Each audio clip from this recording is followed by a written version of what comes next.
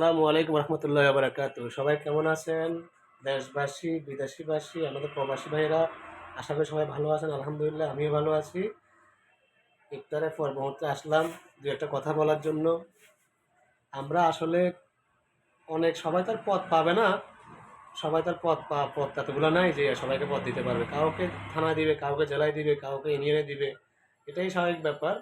তবে যোগ্যতা লোককে দেওয়াটা আসলে উচিত। আর যারা দুর্দিনে ছিল না তাদেরকে পদে আনাটা আসলে উচিত হয় নাই। যারাই যিনি কমিটিটা করছে, যাচাই বাছাই করি কমিটিটা করার দরকার ছিল। এই কমিটিতে ভুলভ্রান্তি আছে। যারা 17 বছর আমলের সাথে লেওয়া করে চলছে, অনেক টাকা পয়সার মালিক হয়েছে, এখন টাকা দিয়ে ওই হেল্প করার জন্য চেষ্টা করতেছে। অথচ কখনো আমাদেরকে আন্দোলন সংগ্রামে যাওয়ার সময় একটা গাড়ি ভাড়া পাঠায় নাই বা এক কাপ ছাও খাবায় না ওনারা। তো যাক, আমি চাচ্ছি যে যারা এগুলা করছে ওনারা যাই করছে না করছে ওনারা ভালো হয়ে যাক। দুদিন যেটা করছে করছে।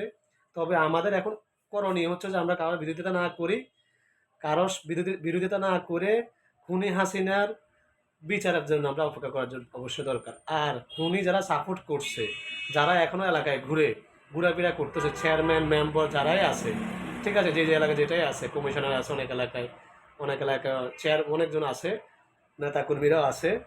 তো ওদেরকে কিন্তু আসলে কষ্টটা কী জিনিস ওদেরকে আসলে বোঝানো দরকার।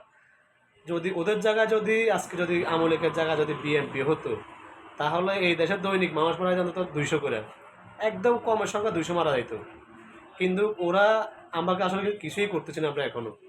তো ওনাদেরকে কিন্তু আমরা কিন্তু বারবার বলা হয়েছে, আমাদের এলাকাবাসী যারা আছেন আওয়ামী লীগ করছেন, খুনি হাসিনা সাপোর্ট করছেন, ভোট সাপোর্ট করছেন, তাদেরকে বলতেছি আবার তারা এখনো সময় আছে, জাতির কাছে ক্ষমা চান। লাইভে আইসা যার যার ফেসবুক আছে সেই ফেসবুকে আইডিতে আইসা যে ভাই আমরা ভুল করছি। আর না হলে কিন্তু আপনাদের খবর আছে। আপনারা আমাদের লোকদেরকে অনেক মারছেন, অনেক অনেক আঘাত করছেন, অনেক জেল খাটাইছেন অনেক লোকদেরকে। আমার এমন অনেক ভাই আছে অনেক গুম করছেন। তারপর অনেক ভাইদেরকে জেলখানায় ঠিকমতো খাবারও দেওয়া হয় নাই।